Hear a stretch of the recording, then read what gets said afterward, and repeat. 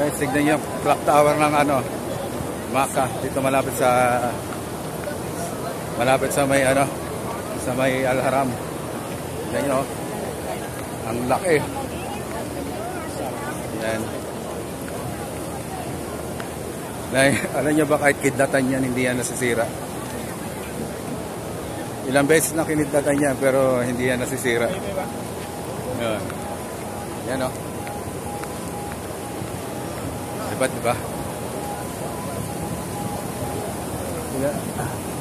Pero ginawa talaga yan para ano, kahit natamaan siya ng kidlat, hindi siya nasisira. Dito tayo na. Dito.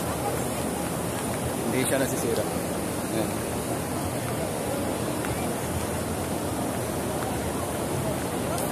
Daming tao.